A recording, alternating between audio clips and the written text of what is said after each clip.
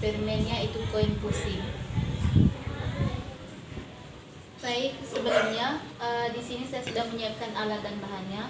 Yang pertama ada balon, yang kedua ada koin, yang ketiga ada karet. Kemudian tahap-tahap dalam melakukan eksperimen. Yang pertama, masukkan dulu koin ke dalam balon.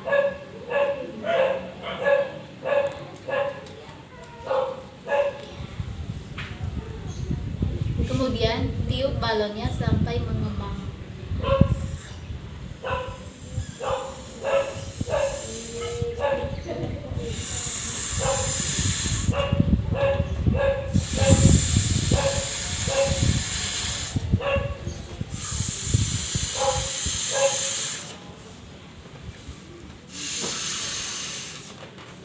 Lalu kita ikat ujung balon dengan menggunakan karet.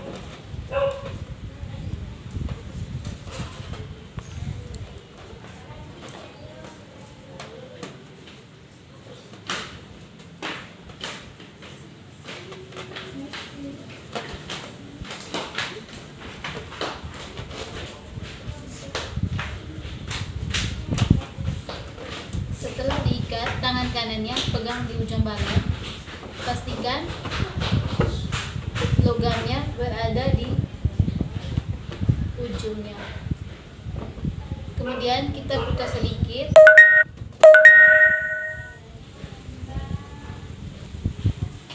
Dan tunggu hingga sampai logamnya berhenti dengan sendirinya.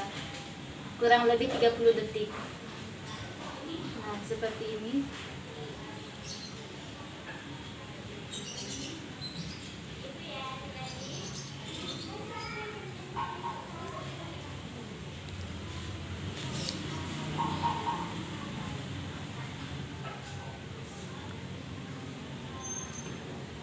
Nah, logamnya sudah terhenti.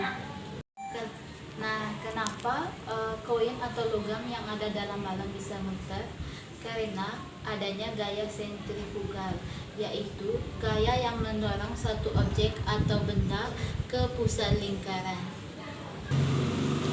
Karena gaya itulah sehingga logam atau koin bisa berputar di dalam dinding balon.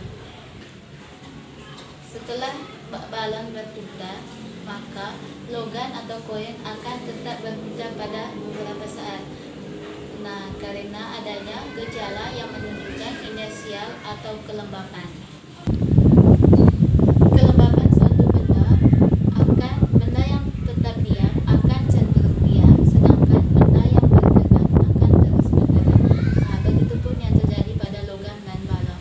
Itulah kenapa logam akan tetap berputar pada dinding balon, karena adanya gaya